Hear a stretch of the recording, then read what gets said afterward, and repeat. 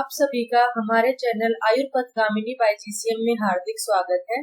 आज की इस वीडियो में हम पढ़ेंगे हाइपरपायरेक्सिया की मैनेजमेंट।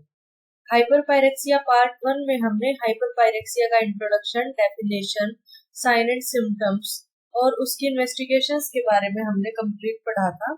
आज की इस वीडियो में हम पढ़ेंगे हाइपरपायरेक्सिया की ट्रीटमेंट। तो चलिए शुरू करते हैं। Supportive measure. सबसे पहले क्या होगा, जैसा कि हमने पढ़ा था कि हाइपरपायरेक्सिया क्या है, एक इमरजेंसी कंडीशन हो सकती है और जिसमें पेशेंट की डेथ भी हो सकती है। तो सबसे पहले अगर पॉसिबल है तो पेशेंट को आईसीयू में एडमिट कर देना चाहिए अगर उसका सीएनएस, कार्डियोवास्कुलर और रेस्पिरेटरी सिस्टम कॉम्प्रोमाइज है और उसकी जो टेम्परेचर मॉनिटरिंग है वो कंटिन्यूअस करनी चाहिए। नेक्स्ट है एंटीपायरेटिक्स। पैरासीटामोल जिसका साल्ट है एसिटामिनोफेन। पैरासीटामोल इफेक्टिव होगी अगर जो फीवर है वो cytokine mediated set point elevation से होगा, यानी कि अगर फीवर किसी इन्फेक्शन की वजह से है तो उसमें पैरासीटामोल इफेक्टिव होगी। अदरवाइज अगर वो स्ट्रोक की वजह से या एनएमएस जो कंडीशन हमने पढ़ी थी उसकी वजह से अगर फीवर है तो उसमें जो है एंटीपायरेटिक्स का ज्यादा रोल नहीं होता, उसमें पैरासीटामोल ज्यादा इफेक्टिव नहीं होगी। अब हम बात करते हैं कि कूलिंग मेजर्स का क्या क्या यूज कर सकते हैं हम। अगर कोई एसी रूम अवेलेबल है तो जो पेशेंट है सबसे पहले उसको एयर कंडीशन रूम में उसको ट्रांसफर कर देना चाहिए और जो टेम्परेचर है रूम का वो जितना लो हो सके उतना लो टेम्परेचर रखना चाहिए। रैपिड स्पंजिंग कर सकते हैं पेशेंट की with seeds soaked in cold water. Alternatively जो पेशेंट है उसको हम जो है डिप भी कर सकते हैं in a bath of cold water.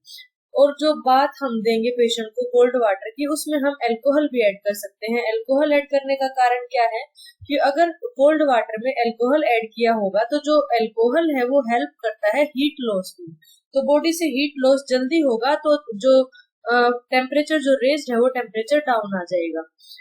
और क्या कर सकते हैं हम, आइस वाटर एनिमा दे सकते हैं पेशेंट को टेम्परेचर लोअर करने के लिए। आइस कैप हम प्लेस कर सकते हैं हेड पे और जो फोरहेड है वहां पे हम कंप्रेस कर सकते हैं आइस से। लाइटिक कॉकटेल जिसमें क्या होता है पैथिडिन 100 mg, फिनेर्गेन 50 mg एंड क्लोरप्रोमाजिन 50 mg ये यूज किया जाता है कॉकटेल बॉडी टेम्परेचर को डाउन करने के लिए। आईसीयू की सेटिंग में आईसीयू जो है आईवी फ्लूइड्स हम पेशेंट को दे सकते हैं, आइसोटोनिक सलाइन और ringer lactate to prevent hypovolemia and shock. और यूरिन आउटपुट हमने पेशेंट का मेजर करते रहना है।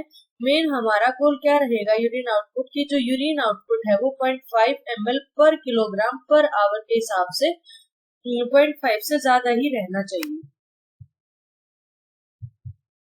अब हमने पढ़ा था कि लाइटिक कॉकटेल में 3 ड्रग हमने पढ़ी, पैथिडिन, फिनेर्गेन एंड क्लोरप्रोमाजिन। ये क्या है, टेम्परेचर लोअर डाउन करने के लिए पेशेंट के यूज की जाती है। तो पैथिडिन क्या है, एक ओपियोइड एनाल्जेसिक है, ये पेन को रिड्यूस करेगी और सिडेशन कॉज करती है। जो फिनेर्गेन है ये एंटीहिस्टामिन है प्लस एंटीमेटिक इफेक्ट है जिससे सिडेशन भी होगा और जो एंजाइटी होगी पेशेंट की टेम्परेचर रेज्ड होने की वजह से वो एंजाइटी कम होगी। नेक्स्ट है क्लोरप्रोमाजिन, ये एंटीसाइकोटिक है with antipyretic and sedative effect. ये हेल्प कर सकती है हाइपोथैलेमिक टेम्परेचर को रीसेट करने में और उसको रेगुलेट करने में एक नॉर्मल टेम्परेचर की तरफ।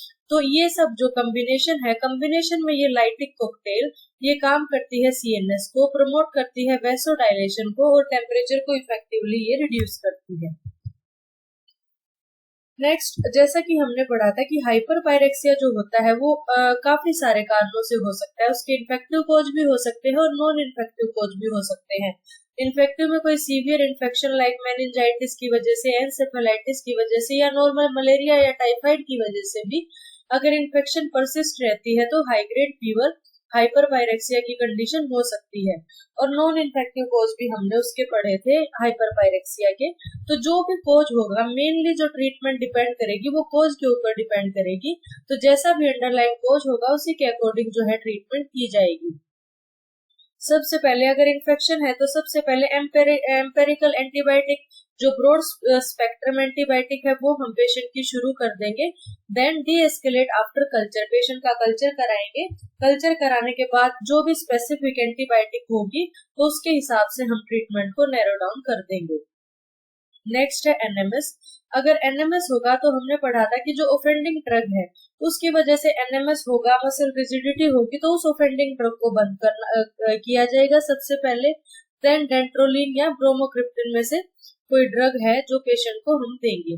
मैलिग्नेंट हाइपरथर्मिया में क्या ट्रीटमेंट देंगे? डेंट्रोलिन आईवी देंगे।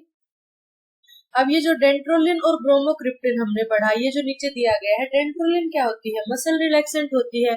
और एनएमएस और मैलिग्नेंट हाइपरथर्मिया में हमने फर्स्ट पार्ट में पढ़ा था कि दोनों ही कंडीशन में क्या होगा? मसल रिजिड हो जाएंगी। तो डेंट्रोलिन क्या काम करता है? मसल रिलैक्सेंट है, ये रिड्यूस करेगा रिजिडिटी को and heat by blocking calcium release in the muscles and it is used in NMS and malignant hyperthermia. दोनों कंडीशंस में हम डेंट्रोलिन को यूज कर सकते हैं। नेक्स्ट है ब्रोमोक्रिप्टिन। ब्रोमोक्रिप्टिन क्या है? डोपामाइन एगोनिस्ट है। ये रिस्टोर करेगा डोपामाइन का बैलेंस ब्रेन में और ये काउंटर करेगा डोपामाइन का जो ब्लॉकेज था, जो एंटीसाइकोटिक ड्रग की वजह से हुआ था, उसको ये ट्रीटमेंट करने में हेल्प करेगा। तो ब्रोमोक्रिप्टिन एनएमएस में दोनों ड्रग यूज कर सकते हैं हम। ये क्या करेंगी? ये रिवर्स करेंगी लाइफ थ्रेटनिंग सिम्टम्स को, one by relaxing the muscles and the other by restoring the dopamine. तो ये हम इन कंडीशंस में यूज कर सकते हैं। नेक्स्ट है थायराइड स्टोन। थायराइड स्टोन यानी कि जो पेशेंट है, हाइपरथायराइड का पेशेंट है और उसका थायराइड लेवल काफी रेज्ड है, या फिर जो पेशेंट है वो जो थायराइड की थेरेपी पे था लेकिन एकदम से उसने जो है थेरेपी, अपनी ट्रीटमेंट जो है वो स्टॉप कर दी, तो उन कंडीशन में हम थायराइड की ट्रीटमेंट पेशेंट को देंगे। नेक्स्ट है सीरोटोनिन सिंड्रोम। सीरोटोनिन सिंड्रोम में जो स्पेसिफिक जो ऑफेंडिंग ड्रग है उसको स्टॉप करेंगे। देन बेंजोडाइजेपिन्स प्लस माइनस सिप्रोहेप्टाडिन जो है ट्रीटमेंट पेशेंट को दी जाएगी। हीट स्ट्रोक की कंडीशन में एग्रेसिव कूलिंग कराएंगे और आईसीयू केयर पे पेशेंट को रखेंगे। अब थायराइड स्टोम हमने पढ़ा था, यहाँ पे थोड़ा सा डिटेल में हम उसको देखेंगे। थायराइड स्टोम एक लाइफ थ्रेटनिंग है extreme form of thyrotoxicosis where there is sudden and severe worsening of hyperthyroid symptoms due to a massive surge of thyroid hormones, that is T3 and T4, often triggered by stress, infection, surgery और discontinuation of anti-thyroid medication, जो कि हमने इससे first slide में बात करी थी। It is a medical emergency characterized by high grade fever, severe tachycardia, agitation, delirium and multi organ dysfunction. Patient irritated रहेगा, डिलीरियम होगा पेशेंट को और इवन मल्टी ऑर्गन डिस्फंक्शन की कंडीशन भी आ सकती है। तो सबसे पहले हम पेशेंट की जो है ट्रीटमेंट उसकी करेंगे। तो प्रोपाइल थायोयूरासिल ये क्या करेगी? ब्लॉक करेगी थायराइड हार्मोन का सिंथेसिस एंड आल्सो इनहिबिट करेगी peripheral conversion of T4 into T3। Next है प्रोपेनोलोल। अभी हमने सिम्टम्स में पढ़ा कि पेशेंट को सीवियर टैकीकार्डिया होगा इस कंडीशन में, तो प्रोपेनोलोल देंगे हम पेशेंट को टू कंट्रोल टैकीकार्डिया, एंजाइटी, और ये भी ब्लॉक करेगी T4 to T3 कन्वर्जन को। नेक्स्ट है हाइड्रोकोर्टिसोन। हाइड्रोकोर्टिसोन क्या करेगा? इन्फ्लामेशन को रिड्यूस करेगा, एड्रिनल फंक्शन को सपोर्ट करेगा और ये ब्लॉक करेगा T4 to T3 कन्वर्जन। तो मेनली जो ट्रीटमेंट है वो क्या करेगी? T4 to T3 कन्वर्जन को ब्लॉक करेगी। साथ ही प्रोपेनोलोल टैकीकार्डिया पे काम करेगी, हाइड्रोकोर्टिसोन इन्फ्लामेशन को रिड्यूस करेगी और प्रोपाइल थायोयूरासिल जो है थायराइड हार्मोन का जो सिंथेसिस हो रहा है एक्सेस में, उसको ये ब्लॉक करेगी। तो ये थायराइड स्टोम की ट्रीटमेंट पेशेंट की शुरू की जाएगी अगर हाइपरपायरेक्सिया थायराइड स्टोम की वजह से हुआ है तो। अदर सपोर्टिव केयर, ऑक्सीजन, जैसे कि हमने पढ़ा कि हाइपरपायरेक्सिया एक इमरजेंसी कंडीशन है, तो वहां पे अगर पेशेंट की जो सैचुरेशन है वो डाउन जा रही है तो मैकेनिकल वेंटिलेशन अगर जरूरी होगा तो मैकेनिकल वेंटिलेशन करेंगे पेशेंट का। ऑक्सीजन देंगे 6 to 8 लीटर पर minute with the help of nasal catheter. Severe hyperpyrexia की कंडीशन में जो ऑक्सीजन की डिमांड है वो बढ़ जाती है while breathing and may become rapid और shallow due to CNS involvement और मल्टी ऑर्गन फेलियर। अगर जो पेशेंट है उसको रेस्पिरेटरी डिस्ट्रेस होता है, हाइपोक्सिया होता है या अल्टर्ड मेंटल स्टेटस होता है तो सप्लीमेंटल ऑक्सीजन दी जाती है। मोस्टली बच्चों के केस में देखा जाता है, आम भाषा में कहते हैं कि दिमाग में बुखार चढ़ गया, तो वही कंडीशन अल्टर्ड मेंटल स्टेटस जो है पेशेंट का जब हो जाएगा, हाइपोक्सिया की कंडीशन होगी तो सप्लीमेंटल ऑक्सीजन पेशेंट को देंगे and if necessary initiate mechanical ventilation to support breathing and maintain oxygenation. जो पेशेंट का रेस्पिरेटरी सिस्टम है उसको हमने मेंटेन करके रखना है, पेटेंट रखना है। नेक्स्ट है वैसोप्रेसर्स फॉर हाइपोटेंशन। अगर हाइपोटेंशन है तो वैसोप्रेसर्स देंगे।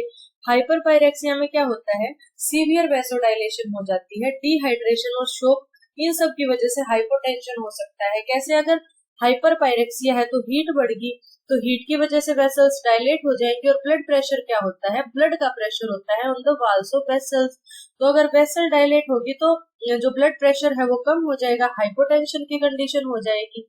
अगर डिहाइड्रेशन है, शोक की कंडीशन है, हाइपोवोलेमिया हुआ है, तो उस कंडीशन में भी हाइपोटेंशन हो सकती है। तो अगर फ्लूइड इनफ नहीं है बीपी को रेज करने के लिए, देन हम वैसोप्रेसर्स का यूज करेंगे, लाइक नोरेफिड्रिन और डोपामाइन। ये कंस्ट्रिक्ट करेंगे ब्लड वेसल्स को, एंड देन अगर ये कंस्ट्रिक्ट करेंगे ब्लड वेसल्स को तो ब्लड प्रेशर क्या है वो बढ़ जाएगा, ब्लड का फ्लो जो है वाइटल ऑर्गन्स में वो बढ़ जाएगा। नेक्स्ट है renal replacement therapy in acute kidney injury. Anti convulsants अगर सीजर आ रहे हैं पेशेंट को, क्योंकि हाई बॉडी टेम्परेचर जब होता है तो जो सीजर का थ्रेशोल्ड है वो कम हो जाता है, स्पेशली ये बच्चों के केस में देखा जाता है, या फिर सीएनएस इन्फेक्शन जिन पेशेंट्स में होती है उनमें देखा जाता है। तो फ्रीक्वेंट पेशेंट को सीजर्स आते रहते हैं। अगर सीजर आता है then anti convulsant drug like lorazepam और फेनिटोल का यूज किया जाएगा to control brain activity and prevent complication. Phenobarbital 30 to 60 mg TID dose में यूज कर सकते हैं। एक्यूट किडनी इंजरी के बारे में हमने पढ़ा। अगर हाइपरपायरेक्सिया की कंडीशन है और जो प्रोलॉन्ग टाइम तक हाइपरपायरेक्सिया रहता है, सीवियर हाइपरपायरेक्सिया होता है, तो एक्यूट किडनी इंजरी जो है वो डेवलप हो सकती है। क्यों? क्योंकि डिहाइड्रेशन हो जाएगी पेशेंट को, एक्सेसिव स्वेटिंग और फ्लूइड लॉस होगा, तो रीनल परफ्यूजन कम हो जाएगा पेशेंट को। रेप्टोमाइलोसिस की कंडीशन हो सकती है from muscle breakdown in NMS और एमएच, जैसे कि हमने पढ़ा था मैलिग्नेंट हाइपरथर्मिया और एनएमएस की कंडीशन में, या हीट स्ट्रोक की कंडीशन में मायोग्लोबिन जो है वो किडनी को डैमेज कर सकता है। सेप्सिस या शोक की कंडीशन में एज ए कॉज और consequence of hyperpyrexia ischemic injury जो है किडनीज में वो हो सकती है। मल्टी ऑर्गन फेलियर की कंडीशन में क्यों होगा, मल्टीपल ऑर्गन फेलियर कंडीशन क्यों होगी, reduced renal function as a part of systemic collapse. अगर सिस्टमिक कोलैप्स हो गया है तो जो है उस कंडीशन में मल्टी ऑर्गन फेलियर की कंडीशन हो सकती है। एसिडोसिस है पेशेंट को तो severe metabolic acidosis not responding to the treatment. Electrolyte imbalance, life threatening hyperkalemia हो सकता है। इंटॉक्सिकेशन, अगर जो टॉक्सिन है वो डायलिसिस से क्लियर नहीं हो पा रहे हैं, ये लेस कॉमन होता है। ओ से क्या है, overload, fluid overload, not manageable with diuretics और uraemia, symptoms like encephalopathy, pericarditis, bleeding. इन सब कंडीशंस में हम क्या करेंगे, एकेआई की कंडीशन में हम जो है हीमोडायलिसिस करा सकते हैं अगर पेशेंट स्टेबल है तो, और हम क्या करा सकते हैं, continuous renal replacement therapy patient को दे सकते हैं। ये मोस्टली आईसीयू की कंडीशन में हाइपोटेंसिव और अनस्टेबल पेशेंट्स में दी जाती है। यहाँ तक हमने इसके ट्रीटमेंट के बारे में पढ़ा। तो ट्रीटमेंट मेनली क्या थी कि जो एंटीपायरेटिक्स है वो कब रिस्पॉन्ड करेंगी, जब पेशेंट को अगर कोई इन्फेक्शन है, अदरवाइज हीट स्ट्रोक की कंडीशन है तो एंटीपायरेटिक्स इतनी इफेक्टिव नहीं होंगी। साथ ही हमने काफी सारे कूलिंग मेजर्स पढ़े कि कैसे हम जो टेम्परेचर है उसको डाउन कर सकते हैं, लाइटिक कॉकटेल पढ़ा, और जो भी कोच होगा उसके अकॉर्डिंग जो है हाइपरपायरेक्सिया की ट्रीटमेंट की जाएगी। अब हम देखते हैं इसकी कॉम्प्लिकेशंस। सेरिब्रल एडिमा डेवलप हो सकता है पेशेंट को, डिसेमिनेटेड इंट्रावास्कुलर कोगुलोपैथी हो सकती है, रेप्टोमाइलोसिस हो सकता है, एक्यूट रेस्पिरेटरी डिस्ट्रेस सिंड्रोम हो सकता है, रेस्पिरेटरी डिस्ट्रेस पेशेंट को हो सकता है, एक्यूट रीनल फेलियर एकेआई की कंडीशन हो सकती है, लीवर फेलियर हो सकता है, मल्टी ऑर्गन फेलियर की कंडीशन हो सकती है, और अगर हाइपरपायरेक्सिया को अर्ली मैनेज नहीं किया जाए तो डेथ भी पेशेंट की हो सकती है। तो it is an emergency condition और इसकी treatment as early as possible करनी चाहिए। की पॉइंट्स, हाइपरपायरेक्सिया एक लाइफ थ्रेटनिंग एलिवेशन है टेम्परेचर का, और क्या रेंज है टेम्परेचर की, greater than 41.5 degree Celsius. It requires rapid recognition, cooling and hemodynamic support and targeted therapy. Not all hyperpyrexia respond to antipyretics, identify the cause. जैसा कि हमने पढ़ा, अगर इन्फेक्शन है तो एंटीपायरेटिक्स काम करेंगी, अदरवाइज जो है सब पोज में एंटीपायरेटिक्स हम पेशेंट को नहीं दे सकते, वो इफेक्टिव नहीं रहेंगी। ICU management is often essential to prevent organ failure और डेथ। जैसा कि हमने पढ़ा, मल्टी ऑर्गन फेलियर की कंडीशन हो सकती है, इवन डेथ हो सकती है, तो आईसीयू मैनेजमेंट हमें पेशेंट की करनी चाहिए। तो आज की वीडियो में हमने यहाँ पे हाइपरपायरेक्सिया टॉपिक को कंप्लीट कर लिया है। अगर आपको वीडियो अच्छी लगी तो वीडियो को लाइक करें, चैनल को सब्सक्राइब करें। Thank you so much.